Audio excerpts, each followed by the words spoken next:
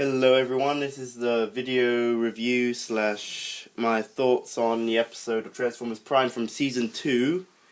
This episode is called Crossfire, and I'm going to go around the mark and say that this is my favourite episode of Transformers Prime so far. This is great. I'll get into that as the video progresses. And I don't have any figure that was really done much in the show, so I'm just gonna put Nightbeat here because I like Nightbeat and he kind of reminds me of someone from the show. So of course this is gonna be full of spoilers. It's just my thoughts on it. Yeah, so episode starts off.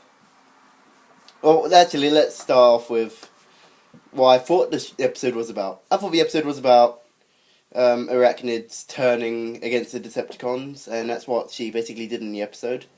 I thought that was going to happen, but first time I actually seen the synopsis posted on TFW, it said that Starscream and Arachnid struggled to contain a Insecticon warrior, and I don't think that happened at all in this episode, because they didn't really try and subdue it that much. But anyway, how the show started: Arachnid going over to Megatron, normal stuff, and we realise that Megatron actually knows that Arachnid tried to overthrow him, even though we already knew that from the three-parter at the beginning of the series.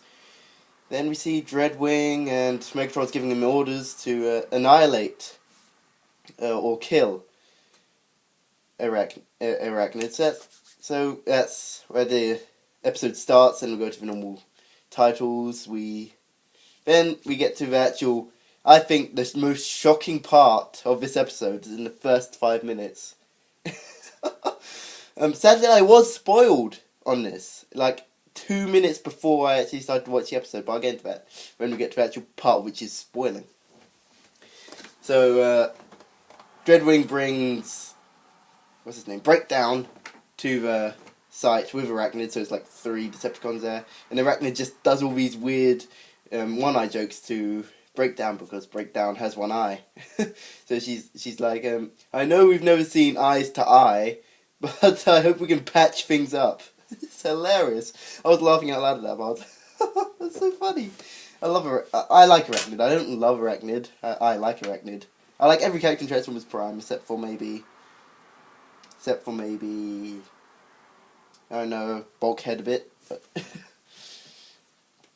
so they continue on, and Breakdown just fights with Arachnid, and Dreadwing gets stuck in Arachnid's web. Normal stuff goes on, normal fights. Arachnid loses a quarter of one of her spider legs in the fight with Dreadwing. Then she runs away, Breakdown chases after her. Then she's stuck in a corner, with Breakdown getting his hammer ready, rising it up, getting ready to smush her, because I don't know what his motivation was. Breakdown's motivation to kill her. I mean, it's just like, yeah, you said a couple one-eye jokes to me, and I'm gonna kill you. It's a bit harsh. Then Arachnid does the web thing and sticks Breakdown's arm so he can't move it. Then I was like, oh shit. Then the actual thing happens. Arachnid kills Breakdown. I was like, what? It actually kills the character. I was like, I went crazy at that point because I love Breakdown. He was funny. He's Adam Baldwin. He was the conductor in Thomas the Tank Engine movie. I was attached to him, but we didn't get that much time to mourn over him. Really, no one really mourned him. Not even Knockout, because we didn't see Knockout in this episode. I think the episode would have been even better if Knockout was in this episode. Crying. It's like, oh no, Breakdown. Then, a couple of seconds later, we see some Met Troopers arrive to the scene, and they find Breakdown's body, which is messed up. It's like one of his legs is off, kind of. And I don't know what's up with his arms. I don't know what she done with his arms, but I didn't pay attention to the arms. I've only seen the episode twice. And his head's off. So Mech guys get the body, I guess. We don't see any more of Mech in the episode, so that's alright. Yeah. that's the shocking part of the episode. Then we get on to the Starscream bit, where Starscream makes his entrance, which is awesome. He's just scavenging for Energon, and he comes across the Insecticon. The Insecticon goes to Arachnid. Then Starscream proposes an alliance with Arachnid. Arachnid says no and sets the Insecticon on to Starscream. Then Starscream runs away. Then it's half time. Time to grab your snack, guys. Then you come back from your snack and realise you're at the end of the episode because you took down on the toilet. then you see we see the Autobots in the episode. So like we see the Autobots and they get that high frequency signal from Starscream again, just like in the Rampax Part 2. You get that, and they get that. What else? I think there's a fly somewhere on there. They get that, and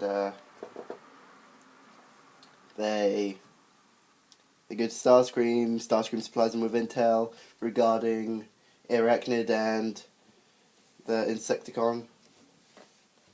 Then they patch him up, then they know where the Insecticon and Arachnid is, and they go there. They go to try and stop her. And Arachnid also communicates with Megatron and tells him, she basically challenges him to a fight, so he comes along as well. So now it's this big whole fight between the Insecticon and Megatron, which was an awesome fight scene. I really liked it. It's like nearly Megatron's equal. Nearly. I mean, the Insecticon bashes up Megatron quite a lot, but not as much as Optimus Prime beat him up in One Shall Stand, the start of the series finale. But he came pretty close. He like sliced his shoulder and punched him a couple of times and shot him. But Megatron won. Then Arachnid and RC fight, normal stuff. I wasn't really worried that any other character was going to die here. Especially when we've seen Breakdown die. So, nah, not going to kill another character. They don't kill another character in this episode, which was good. Excuse me, got cold. Yeah, then Megatron wins, barely wins, because he's weak. Then all the Autobots surround him, like Optimus, Bulkhead, Bombi all surround him.